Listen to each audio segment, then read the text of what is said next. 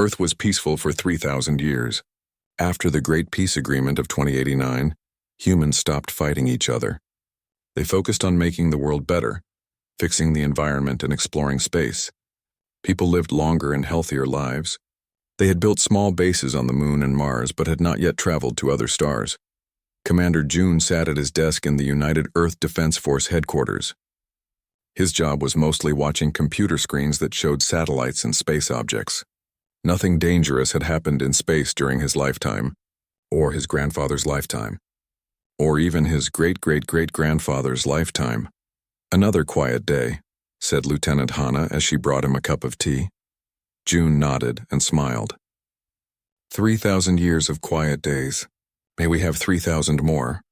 The alarm sound was so unexpected that both of them jumped. Red lights flashed across the monitoring screens. "What is it?" June asked, suddenly alert. Hana's fingers moved quickly across the control panel. "Unknown objects have entered the solar system. 7 large objects moving fast toward Earth." "Asteroids?" "No." Hana looked up, her face serious. "They're changing direction." "These are ships." June felt a chill run through his body. In all of recorded history since the peace, no one had ever encountered alien life.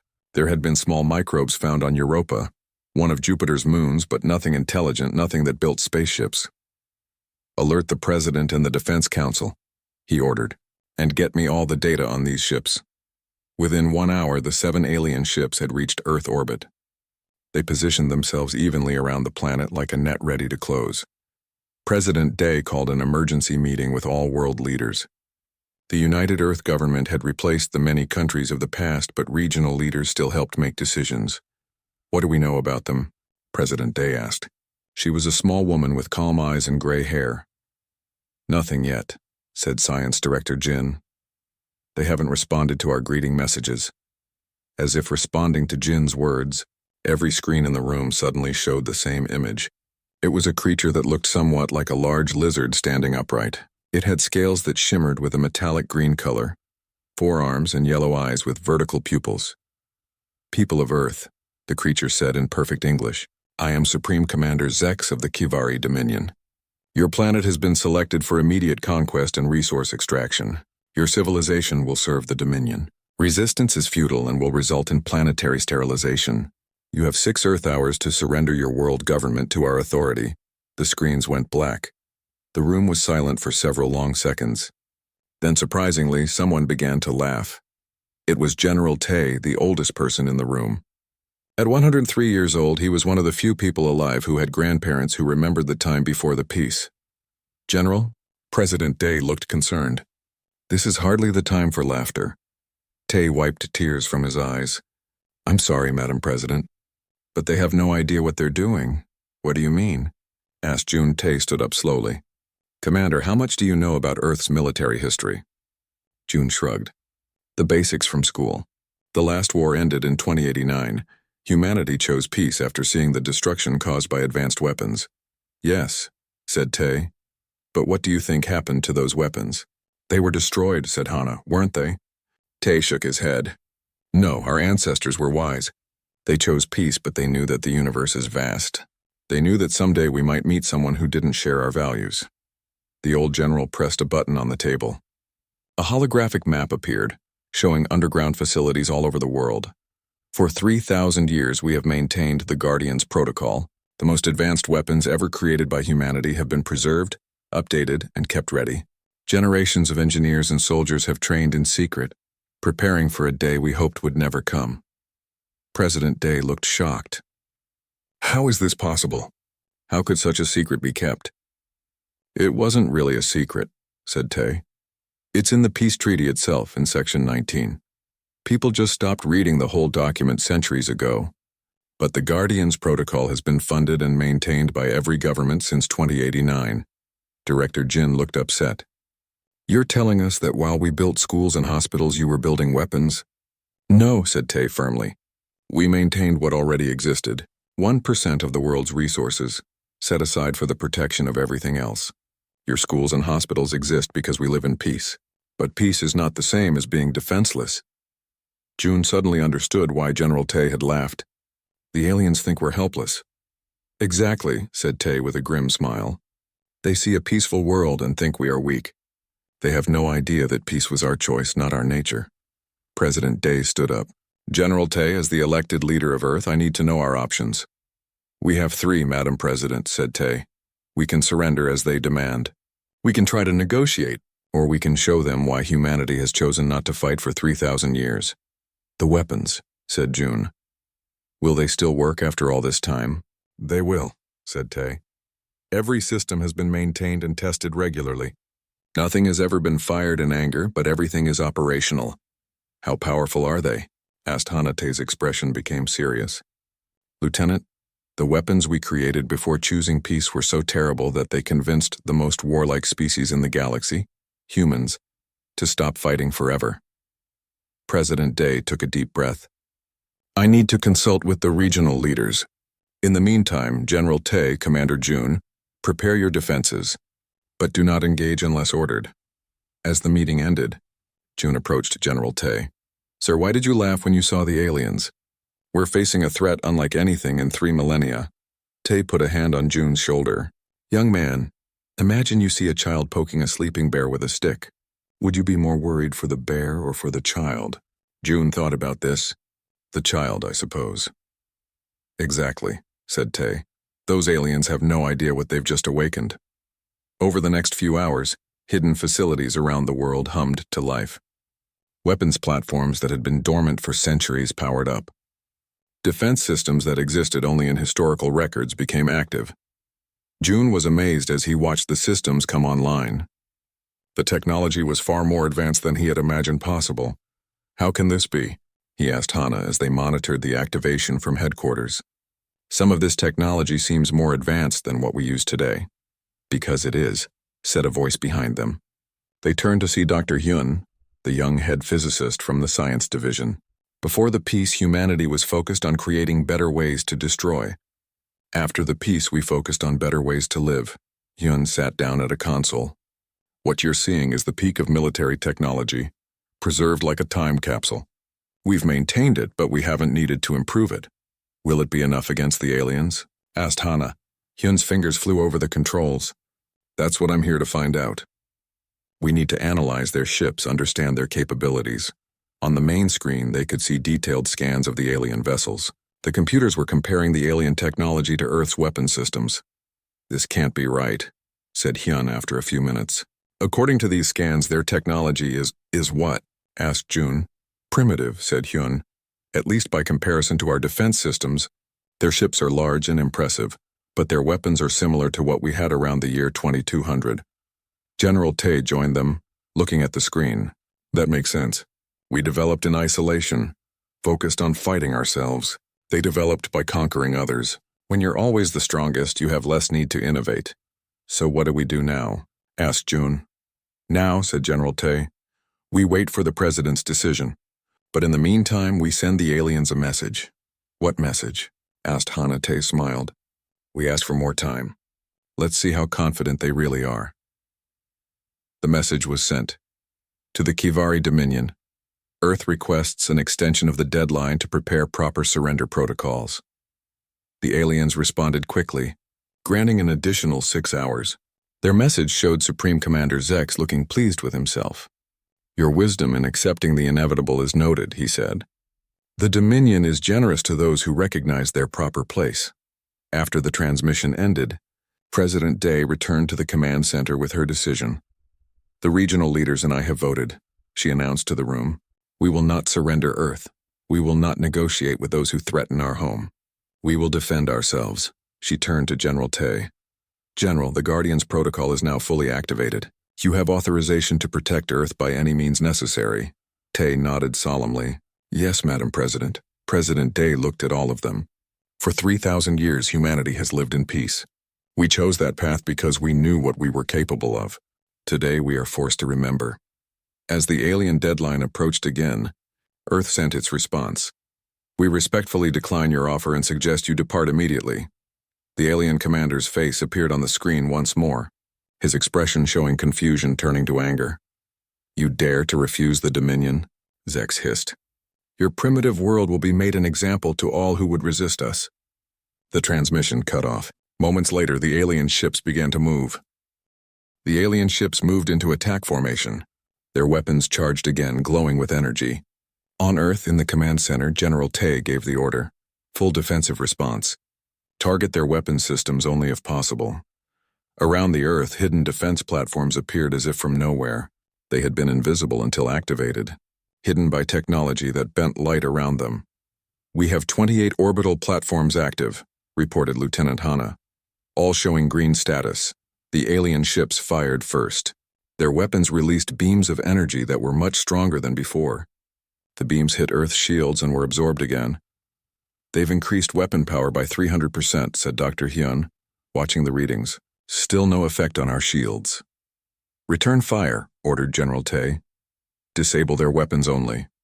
From the Earth platforms, precise beams targeted each alien ship. The beams didn't look impressive, just thin lines of blue light. But when they touched the alien vessels, the results were immediate. The weapon systems on each ship went dark.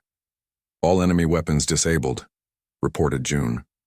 "Their ships are intact but unable to attack." A transmission came through from the alien commander. Zex looked shocked. "How is this possible?" he demanded. "Our scans showed no orbital defenses. Your civilization has no space fleet, no visible weapons." President Day stepped forward. "Commander Zex, your scans were incomplete. We chose not to show our defenses. We chose peace, but we never chose vulnerability." "This is some trick," Zex said. "The Dominion cannot be defeated by a single world. We have conquered 17 star systems. And yet here we are," said President Day calmly. "Your ships are disabled. You can no longer attack us. We will give you one final chance to leave our solar system." Zex's face showed a mix of anger and disbelief. "This is not over. The Dominion fleet will—" The transmission was cut off as the alien ships suddenly began moving. They were trying to leave orbit. "They're retreating," said Hanna. "No," said Dr. Hyun, looking at the scanner. "They're sending out signals. Long-range communications to somewhere beyond our solar system." General Tay frowned. "They're calling for reinforcements." President Day turned to the general. "Can we block their transmissions?" "We can," said Tay, "but it might be better to let them call for help." June looked surprised. "Sir? If they retreat now, they'll return with a larger fleet," explained Tay. "Better to deal with the problem completely." President Day nodded slowly. "You're right. Let them call for help. But we need to prepare for a larger attack." "Madam President," said Dr. Hyun, "I have an idea. We could capture one of their ships, study their technology, learn more about this Dominion. Can it be done safely?" asked the President. General Tay considered this. The smallest ship in their fleet would be easiest to secure. "We can use the containment field to bring it down intact." President Day agreed. "Do it." June relayed the orders. One of Earth's defense platforms changed position, moving closer to the smallest alien ship. A soft green light extended from the platform and surrounded the alien vessel. "Containment field active," reported Hanna. "The ship is secure." On screen, they could see the alien ship being slowly pulled down toward Earth. It couldn't move or send signals anymore. "The other ships are changing course," and said, "Shown, they're moving to attack the platform, controlling the containment field. Disable their engines," ordered General Tay. More beams shot out from Earth's platforms. Each alien ship was hit with precise shots that damaged their engines but left the rest of the vessels intact. "All enemy ships disabled," reported Hanna. "They're drifting in orbit." President Day looked at the screens, showing the disabled alien fleet. "General, what are our options now?" "We can destroy them completely, capture them all, or leave them drifting as a warning to others," said Tay. "I don't want to destroy them if we don't have to," said the President. "Capture the small ship as planned. Leave the others for now." The next few hours were busy. The small alien ship was brought down to a secure facility in the middle of a desert. Teams of scientists and military personnel prepared to study it and potentially communicate with any aliens inside. June was chosen to lead the ground team that would approach the captured ship. He and Hanna flew to the desert facility with Dr. Hyun. "We've contained the ship in a reinforced hangar," explained the facility director, a woman named Mai. "Initial scans showed 12 life forms inside. Have they tried to communicate?" asked June. "Not yet," said Mai. "They've stayed inside their ship." The hangar was massive, with the alien ship looking small in the center. It was about the size of an old airplane with a smooth metallic surface and no visible windows. "How do we get inside?" asked Hana. "We don't," said Dr. Hyun. "We wait for them to come out." They set up a perimeter around the ship and waited. After 2 hours, a door opened in the side of the alien vessel. A single Kivari stepped out, blinking in the bright lights of the hangar. It was smaller than Commander Zex had appeared on screen with lighter-colored scales. "I am Security Officer Merk of the Kivari Scout Ship Venter," the alien announced in slightly accented English. "Who commands this facility?" June stepped forward. "I am Commander June of the United Earth Defense Force. You are in a secure location on Earth." The alien looked around, taking in the armed guards and the scientists with their equipment. "Your weapons disabled our ship without destroying it. How?" "That's not important right now," said June. "What's important is why the Kivari Dominion decided to attack Earth." Merk's vertical pupils narrowed. "The Dominion expands. That is its nature. Your world has resources we need." "There are many uninhabited planets with resources," said Dr. Hyun, joining June. "Why choose an inhabited world to attack?" "Inhabited worlds have infrastructure," said Merk, "and labor." The word hung in the air. Slaves. The Kivari wanted slaves. "That will never happen here," said Hana firmly. Merk looked at her. "It has happened on 6 other worlds. The Dominion always wins." "Not this time," said June. "Your ships have been disabled. Your weapons couldn't penetrate our shields." "The Dominion fleet will come," said Merk confidently. "Thousands of ships. Your defenses will be overwhelmed." Dr. Hyun stepped closer. "Officer Merk, I'm curious. What did your intelligence tell you about Earth before you attacked?" Merk seemed surprised by the question. "Earth is a peaceful world with no standing military. Your civilization focuses on art, science, and environmental balance. You have limited space travel but no weapons in orbit. You are vulnerable." "And where did this intelligence come from?" asked Hyun. "We have observed Earth for 200 years, said Merk. "Our long-range probes recorded your broadcasts, studied your settlements, analyzed your technology." June exchanged looks with Hyun. The aliens had been watching for centuries, but they had misunderstood what they saw. "Officer Merk," said June carefully, "your intelligence was incomplete. Earth has been peaceful for 3,000 years by choice, not because we cannot defend ourselves." "Impossible," said Merk. "No species maintains weapons they do not use." "Humans do," said Hana. "We remember our history. We choose not to repeat it." Back in the command center, President Day was meeting with world leaders again. The initial shock had passed, and now they needed to decide what to do next. "The captured Kivari officer confirms they've called for reinforcements," she told the assembled leaders. "We need to prepare for a much larger attack." "How much larger?" asked one of the regional leaders. General Tay displayed the information they had gathered from the captured ship. According to their records, the Dominion has a fleet of over 1,000 ships. Not all as large as the ones that attacked us, but significant. "Can our defenses handle that many?" asked another leader. "Yes," said Tay confidently. "The Guardian's protocol was designed to defend Earth against any threat, including from ourselves at our worst. The Kivari weapons are less advanced than what we developed before the peace. But 1,000 ships," said a third leader. "Even with less advanced weapons, the sheer numbers won't matter," said Tay. "Our defense systems can handle multiple targets simultaneously, and we have weapons we haven't even activated yet." President Day raised her hand for silence. "The question isn't whether we can defend ourselves. Clearly we can. The question is what happens after. Do we simply repel this attack and return to our peaceful existence? Or has the universe changed for us forever?" This was the difficult question. For 3,000 years, humanity had focused inward, improving life on Earth and exploring only their own solar system. Now they knew that the galaxy contained threats. "We cannot unknow what we have learned," said one elder council member. "There are aggressive species out there who would enslave us if they could. And there may be peaceful ones too," pointed out another. "Ones who are being attacked by the Dominion just as we were." President Day looked thoughtful. "Perhaps our isolation has ended one way or another. But our values need not change. We chose peace because it was better than war, not because we were afraid of fighting." At the desert facility, Dr. Hyun was learning more from the Kivari ship's computers. The aliens had allowed access to certain systems as a show of cooperation. What she discovered was troubling.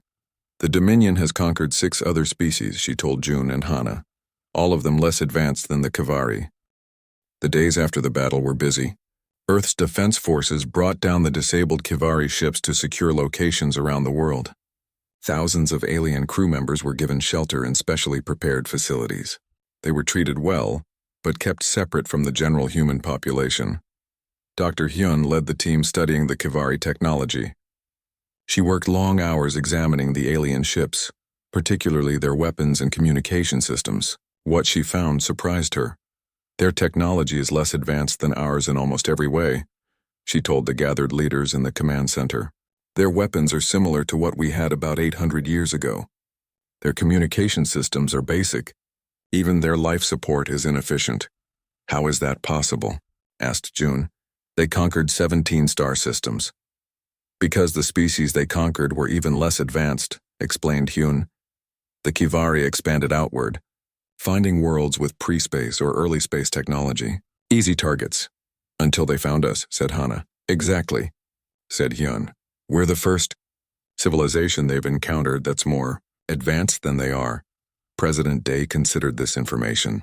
What about their homeworld? What kind of defenses do they have there? Hyun displayed a star map. According to the data we've recovered, their homeworld is heavily defended but with the same level of technology we've already defeated. They have more ships there but nothing that could stand against our defense systems. General Tay studied the map, so we could strike at their homeworld if necessary. We could, agreed Hyun. But there's something else you should see.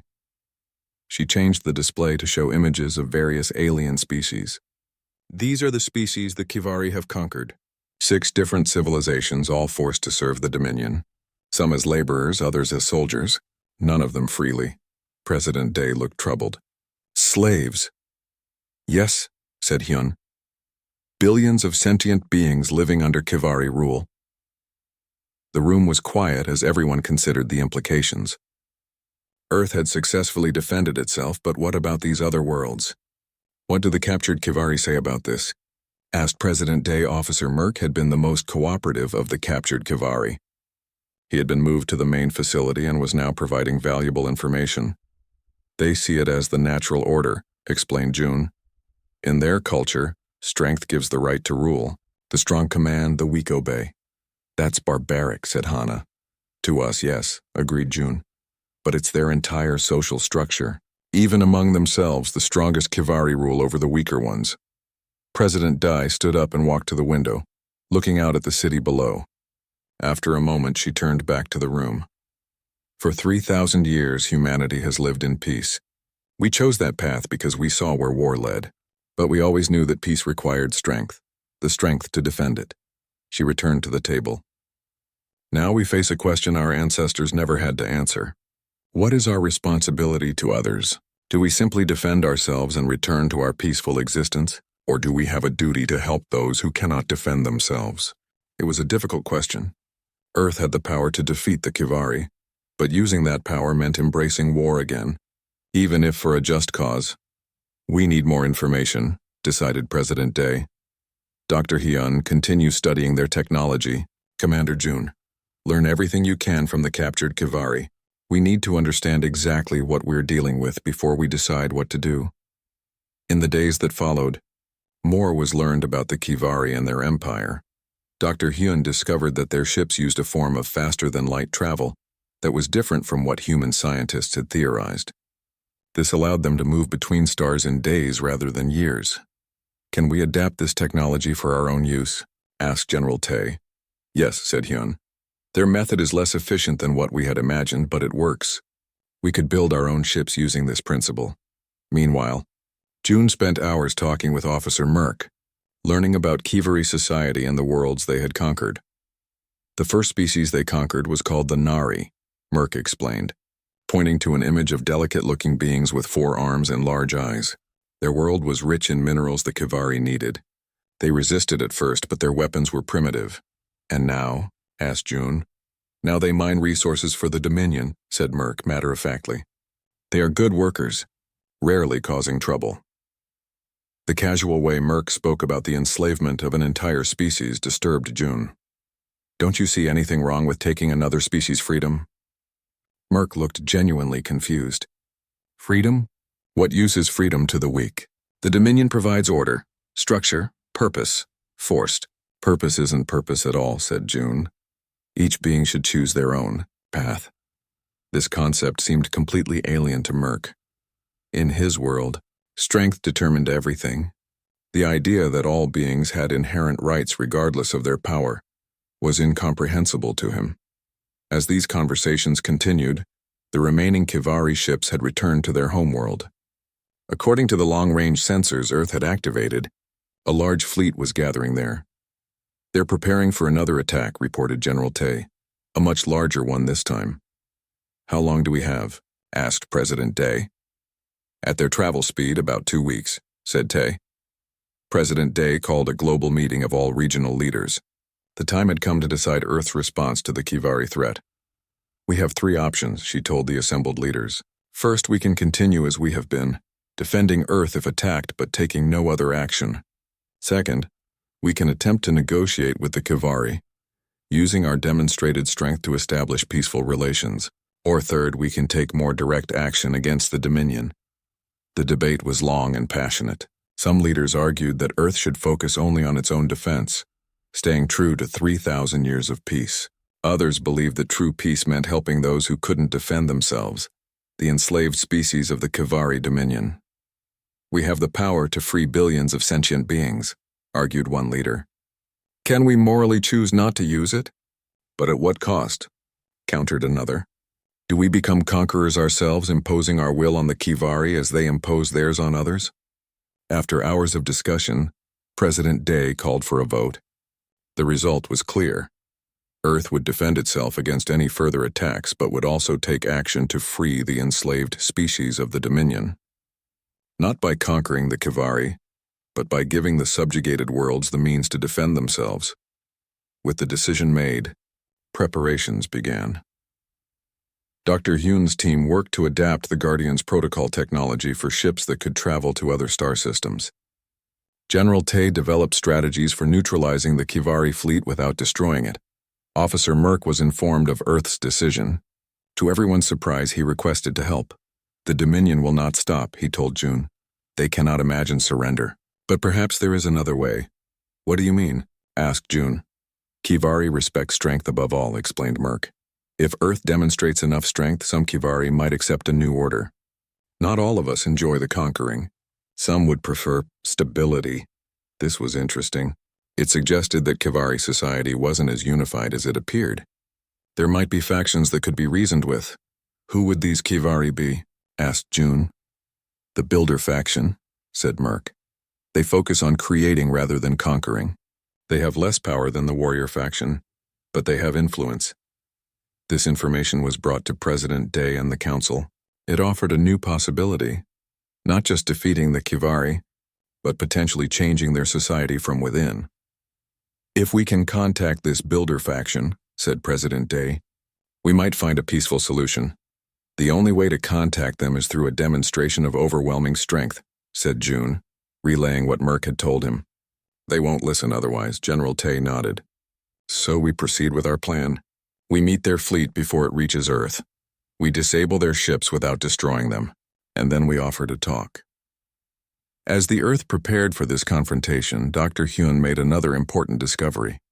The Kivari ships all connected to a central command system. If that system could be accessed, all Kivari ships could potentially be disabled at once. It's a vulnerability they never expected anyone to discover, she explained. Their previous enemies weren't advanced enough to find it. Can we use this? Asked President Day. Yes, said Hyun, but we'd need to get close to their command ship. Their most heavily guarded vessel, so we need a diversion, said General Tay. Something to draw their attention while a smaller team infiltrates the command ship. Plans were developed for Earth's first interstellar mission, based on the faster-than-light technology learned from the Kivari ships. Dr. Hyun's team built a small, fast vessel that could travel to the edge of the solar system, where the Kivari fleet was gathering. Commander June was chosen to lead the mission, with Dr. Hyun to handle the technical aspects and Lieutenant Hana for security. To everyone's surprise, Officer Merc volunteered to join them. I know the Kivari command ships, he said. I know how to move through them without being detected. Why would you help us against your own people? Asked Hana suspiciously. Merc's vertical pupils contracted. The Dominion has ruled through fear for too long. Your people have shown me another way. Strength without cruelty, power without domination. The return journey to Earth was quiet.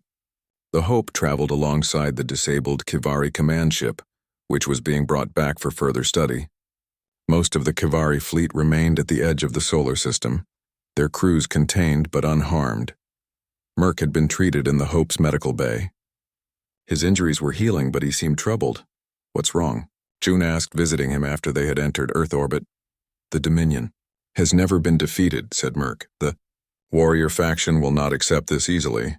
They don't have much choice, said June. Their fleet is disabled. Their command systems are under our control. Merc shook his head slowly. There are more ships, more fleets. The one you defeated was large, but not everything the Dominion has. This was concerning news. How many more? Asked June. Thousands, said Merc, spread across the 17 systems. When they learn what has happened, they will gather. They will attack again. June considered this. Then we need to act quickly, before they can organize. The Hope docked at Earth's new space station, which had been built in the week since the first Kivari attack. President Day met them there, along with General Tai and other leaders. The mission was successful, reported June. The Kivari fleet has been neutralized without significant casualties on either side. Excellent work, said President Day. But I understand from your transmissions that this may not be the end of the conflict. No. Madam President, agreed June. According to Officer Merc, the Dominion has more ships and will likely continue their aggression. Dr. Hyun stepped forward. There's something else you should know. We've analyzed the data from the Kivari command ship. The enslaved species, they're not just laborers. Some are being used as test subjects in genetic experiments. There was a shocked silence. What kind of experiments? Asked President Day. They're trying to enhance certain traits, strength, endurance. Obedience, explained Hyun. They're treating sentient beings as breeding stock. The revelation hardened the resolve of Earth's leaders. What had begun as self-defense was now clearly a moral imperative. The Kivari Dominion had to be stopped. We need a comprehensive strategy, said President Day. Not just to defend Earth, but to end the Dominion's ability to enslave others. General Tay displayed a star map showing the 17 systems controlled by the Kivari. Based on the data from the command ship, these 6 systems contain the subjugated species. The central system is the Kivari homeworld. The others are mining operations, military bases, and colonies. What about this builder faction that Merc mentioned? Asked June. Could they be allies? Possibly, said Tay. According to our intelligence, they control several of the outer colony worlds, where they focus on infrastructure and technology. They have less military power but significant economic influence. President Day studied the map. We need to contact them. Offer an alternative to the warrior faction's rule. That won't be easy, said General Tay. The warrior faction controls all external communications. Any message we send would be intercepted. Then we don't send a message, said June. We go in person. The idea was bold but made sense. A small fast ship like the Hope could travel to the builder faction's worlds undetected, especially now that they had control codes from the Kivari command ship. It's risky, said Tay. But necessary, said President Day. If we can create a division within the Dominion, we may be able to end this with minimal bloodshed. The plan was approved. The Hope would travel to one of the builder faction's main worlds with June, Hyun, and Hana leading the mission again. Merc would accompany them to facilitate contact with the builder faction leaders. While they prepared for this diplomatic mission, Earth continued to strengthen its defenses. The disabled Kivari ships provided valuable technology that Dr. Hyun's team adapted and improved. More Earth vessels were constructed, each far more advanced than their Kivari counterparts. Before departing, June met with President Day for final instructions. Your primary mission is diplomatic, she told him. Find the builder faction, explain our position, and offer an alliance against the warrior faction. And if they refuse? Asked June. President Day's expression was serious. Then we proceed with our alternative plan. We cannot allow the Dominion to continue enslaving other species. The alternative plan was more aggressive, using Earth's advanced technology to Systematically disable all Kivari military assets across their 17 systems, then freeing the enslaved species and helping them establish their own defenses. The Hope departed Earth again, this time with a more specific destination. According to Merck, the world called Kivari Prime 3 was a center for the Builder faction. It was an industrial planet with minimal military presence, focused on manufacturing and research. The Builder faction leader, High Engineer Kex, resides there, explained Merck during the journey. He has opposed the warrior faction's expansionist policies in the past, but always discreetly. Will he listen to us? Asked Hana. If you demonstrate enough strength, said Merck. Kivari respect power above all. You have shown you can defeat their fleets. That will get his attention. The journey to Kivari Prime 3 took several days. When they arrived, they cloaked the Hope and entered orbit undetected. The planet below was heavily industrialized, its surface covered with massive factories and research facilities. Now we need to contact Kex without alerting the military, said June. Merck suggested a plan. He would use the command codes they had obtained to send a message directly to Kex's private communication system, bypassing the normal channels monitored by the warrior faction. The message was brief.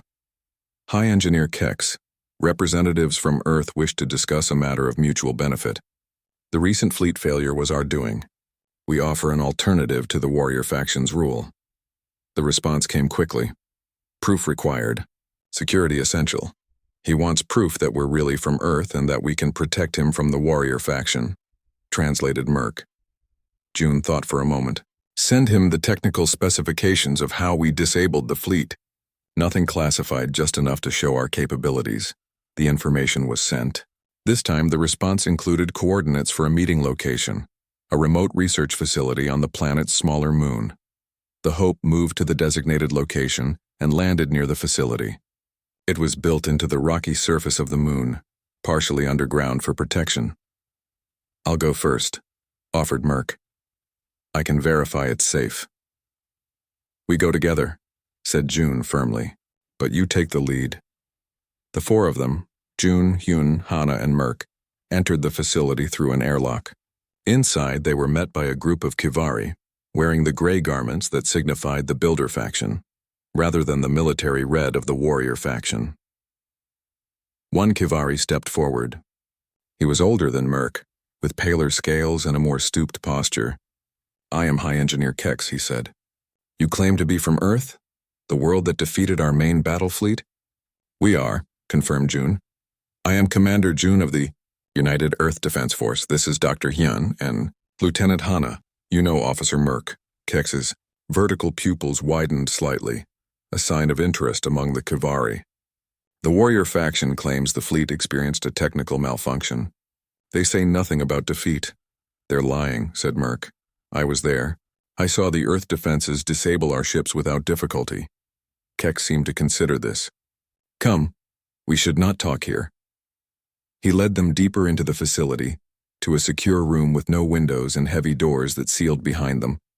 Only then did he speak freely. The warrior faction has ruled the Dominion for centuries, he said. Under their leadership, we have conquered world after world, expanding without purpose except for more conquest. And you disagree with this? Asked June. The Builder faction believes in progress through creation, not destruction, said Kex. We would prefer to build relationships with other species, learn from them, trade with them. But the warriors have all the power. Until now, said Hyun. They've never been defeated before, have they? Never, agreed Kex. This is why your arrival is significant. You offer the first real chance to change the Dominion's path. We want more than change, said June. We want freedom for the species the Dominion has enslaved. Kex's reaction was cautious. That would mean the end of the Dominion as it exists now. Yes, said June simply. That's our goal. There was a long silence as Kex absorbed this. The warrior faction will fight to the end. They cannot imagine surrendering. They don't have to surrender, said Hyun. They have to transform. The Kivari can still be a powerful civilization without enslaving others. This seemed to intrigue Kex. What exactly are you proposing? June explained Earth's offer. An alliance with the Builder faction to remove the warrior faction from power, free the enslaved species, and establish a new interstellar community based on mutual respect and cooperation. In exchange, he concluded, Earth would share some of its technology, not weapons, but advances in energy, medicine, and transportation that would benefit all species. And if we refuse? Asked Kex. Then Earth will proceed alone, said June. We have the capability to disable every Kivari military asset in all 17 systems. We would prefer a cooperative approach, but we are committed to ending the enslavement of other species. Kex studied them carefully. You are serious. Your civilization truly values freedom over dominance. 1 year had passed since the defeat of the Kivari Dominion. Earth had changed in ways no one could have predicted before the aliens arrived. The planet was no longer isolated, no longer focused solely on its own development. It had become part of a larger community of worlds. June stood on the observation deck of the new Interstellar Council building. It had been constructed in what was once a public park, its design blending Earth architecture with elements from the 6 formerly enslaved species. The building was a symbol of the new alliance that was forming. Not an empire, not a dominion, but a cooperative of free worlds. Quite a view, isn't it? Said Hannah, joining him at the window. June nodded. I still find it hard to believe sometimes. A year ago, we didn't even know other intelligent life existed. And now we're hosting representatives from 7 different species, said Hannah, plus delegates from the former Dominion, worlds. The first official meeting of the Interstellar Council was scheduled to begin in 1 hour. Representatives from Earth, the 6 liberated species, and the reformed Kivari government would sign the Galactic Concord, a treaty establishing principles of mutual defense, free trade, and cultural exchange. Is Dr. Hyun ready with her presentation? Asked June. Yes, said Hannah. She's excited about sharing the results of the joint research projects. The Nari scientists have some fascinating insights into quantum physics. This was one of the most positive outcomes of the past year. The different species had begun sharing their scientific knowledge, combining their unique perspectives to make breakthroughs that none could have achieved alone. The Nari, with their forearms and delicate touch, had revolutionized certain areas of microsurgery. The strong Vezuri had contributed new construction techniques. The Kivari, now led by the Builder faction, were sharing their expertise in large-scale engineering. And Earth was contributing its own advances, sustainable energy systems, environmental restoration methods, and the principles of peaceful governance that had served humanity for 3,000 years. Commander June, called a voice. It was Merc, now serving as the Kivari ambassador to Earth. His scales had a healthier sheen now, and he moved with more confidence. Ambassador Merc greeted June. How are you finding Earth's climate these days? Still too cool and humid, said Merc with what June had learned was the Kivari version of a smile. A slight narrowing of the vertical pupils. But the heating units in my quarters help. Accommodating the different biological needs of 7 species had been a challenge, but one that Earth had embraced. Special environments had been created where necessary, and adaptive technology developed to help visitors feel comfortable. How are things on the Kivari homeworld? Asked Hannah. Improving, said Merc. The transition has not been easy. Many still support the old ways. But High Engineer, Prime Leader Kex, has majority support. The educational reforms are particularly effective with the younger Kivari. These reforms were perhaps the most important long-term change. The Kivari culture had valued strength and dominance for so long that shifting to a philosophy of cooperation required fundamental changes in how young Kivari were taught. And the military restructuring? Asked June. Proceeding as agreed, said Merc. The defense forces are being maintained at the level needed for security, but no more. Many former warriors are being retrained for exploration and rescue operations. This had been one of Earth's conditions, that the Kivari military be reduced and repurposed, focusing on defense rather than conquest. It hadn't been popular with many Kivari, but they had little choice after their defeat. Commander, called another voice. This one belonged to President Day, who was approaching with several other humans and a tall, elegant being with 4 arms, a Nari delegate. Madam President, said June, bowing slightly. Commander June, Lieutenant Hannah. Ambassador Merc, said President Day. May I introduce Chief Speaker Leary of the Nari Collective? She has just arrived and was asking about the Hope mission. The Nari delegate bowed gracefully, her forearms moving in a fluid gesture of greeting. "It is an honor to meet those who brought us freedom," she said in a soft, musical voice. "Your actions have given my people a future we had stopped dreaming of." June felt a mixture of pride and humility. "We only did what was right, Chief Speaker.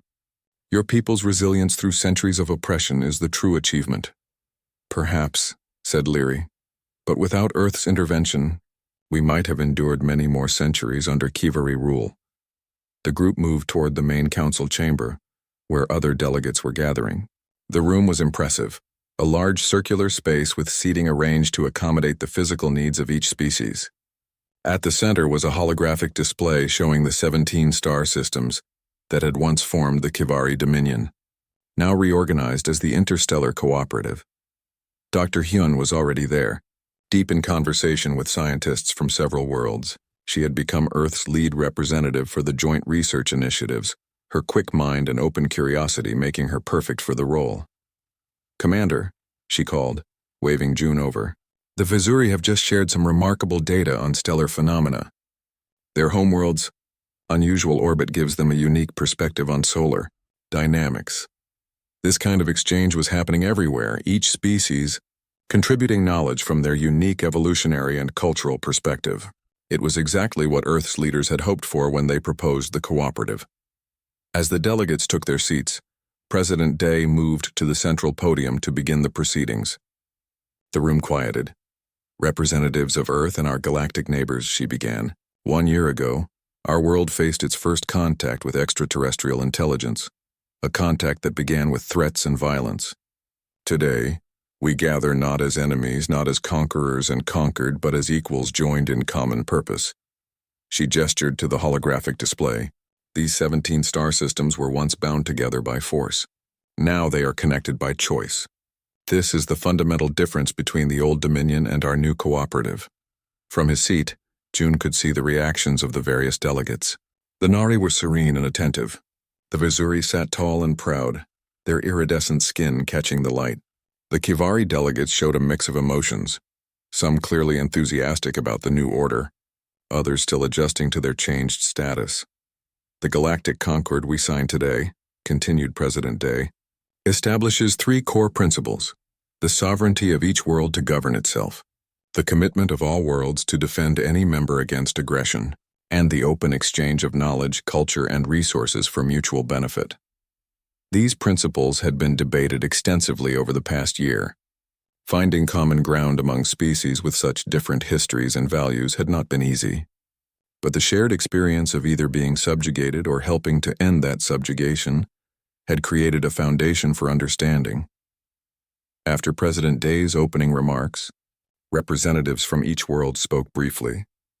When it was the Kivari delegates' turn, a senior member of the Builder faction named Vix there was a noticeable tension in the room. "The Kivari people acknowledged the wrongs done under the Dominion," said Vix clearly. "We cannot undo the past, but we can help build a better future. The Builder faction has always valued creation over destruction. Now all Kivari must learn this wisdom." It was a short speech but significant. This public acknowledgement of past wrongs was an important step in the healing process. When all the speeches were done, the signing ceremony began. Each delegate approached the central table and placed their hand, or equivalent appendage, on the document and the digital scanner beside it. As June watched, he felt a deep sense of accomplishment. The mission that had begun with defending Earth had expanded into something much greater: the liberation of billions of beings and the establishment of a new interstellar community based on freedom and cooperation. After the ceremony, there was a reception where delegates mingled more informally. June found himself speaking with a Vizuri resistance leader he had met during the liberation. "Your people have adjusted well to freedom," said June. The Vizuri, whose name was Tark, made a rumbling sound that served as laughter. "We never truly accepted our captivity, Commander. We merely waited for our chance. When it came, we were ready." "Your fighting spirit impressed us," said June. "But I'm glad you've directed that energy toward rebuilding now." "As am I," agreed Tark. "Though some of my people still wish to punish the Kivari further, this was a challenge that existed on all the formerly subjugated Worlds balancing justice for past wrongs with the need to move forward. Earth had provided guidance based on its own historical experience with reconciliation processes. But each species had to find its own path. Elsewhere in the room, Dr. Hyun was showing a group of delegates a holographic display of the new joint research facility being built on Earth's moon. The lunar environment is ideal for certain types of experiments, she was explaining, and with the new transportation systems, researchers from all worlds can easily travel there. These transportation systems were another benefit of the cultural exchange. The Kivari faster-than-light drive had been improved with Earth and Nari input, creating ships that could travel between stars in days rather than weeks. As the evening progressed, June found a quiet moment with President Day,